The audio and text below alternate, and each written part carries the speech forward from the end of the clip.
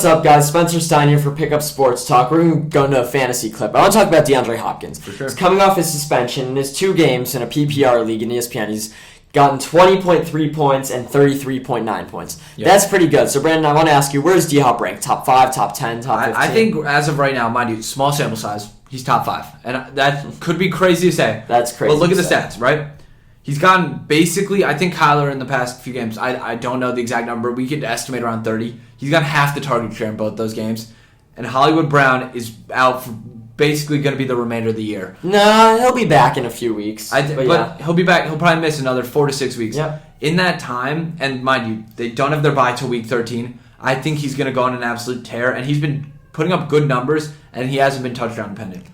That's the biggest thing for me, and that's very telling, considering he would have had 27 points, or really 28 if you round, without a touchdown against Minnesota in Week 8. And Week 7, he had 20.3 points without a touchdown. The target share is very telling me. The fact that after the suspension, he just burst on the scene, him and Kyler seem to have not missed a beat. I think that it's uphill from here, and I think from here on out, he is a top 5 wide receiver in fantasy. I mean, yeah, first off, he got 13 and 14 targets in each game. If that continues, he'll be great. Yeah. Top 5 is a bit of an overstatement because realistically, he's not going to average 27 points a game for the rest of the year. I mean, yeah, I like him a lot. Keep up the target share. Why not? I mean, yeah, I like him a lot. I don't think this is a fluke. I'm a little bit worried about Hollywood coming back, but to say he's top 5 is kind of absurd because I could list 10 guys maybe I'd take over him, and that is both Dolphins receivers. That's based on the fact that he's only played 2 weeks, though. I know, but you think he's going to look any better than he has in the last 2 weeks from here on out? I'm just saying I think that this could be a consistent... Like, I'm not saying he's going to put up 33 on a weekly basis, but I think it's safe to say he could average around 22 points a week.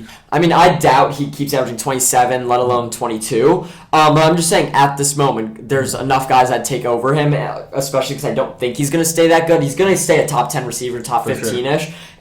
This wasn't a fluke, but he's not going to keep putting up points like this. And assuming he plays how I expect him to, I'd still take both Dolphins receivers, Cooper Kupp, Stephon Diggs, Justin Jefferson, A.J. Brown over him, with the possibility of maybe a Bengals receiver. I know Jamar being out throws that off a lot. Maybe Devontae Adams, maybe Amon-Ra St. Brown. I feel like some of these are stretches, but I just think overall, based on the target share, with a good quarterback, I think it doesn't make sense to count him out to being a top. I'm not counting him out, but you're saying that he's not top 10 when in reality he is top 10. I think the past 2 weeks have been on par, if not better, than most of the guys you named the last 2 weeks. I think we're kind of going in circles. I feel like there's not much to say other than it's not a fluke, but don't start thinking that this is the DeAndre Hopkins of 4 years ago and he's better than he's top 3. Because I think realistically, I think you can most definitely say there's no world in which he's going to be better than Kupp, Jefferson, Diggs, or Hill, and he's most likely not going to be better than Waddle, CeeDee Lamb. So you have Waddle as the 6th best receiver in the NFL? 5 probably, yeah. Okay, for fantasy. Yeah, for fantasy. A.J. Brown too. I have A.J. Brown's up there. I have A.J. Brown probably at 5, Waddle at 6. But other than Chase, maybe Kupp, I don't think any of them are getting the same target share as him. I mean, maybe Hill.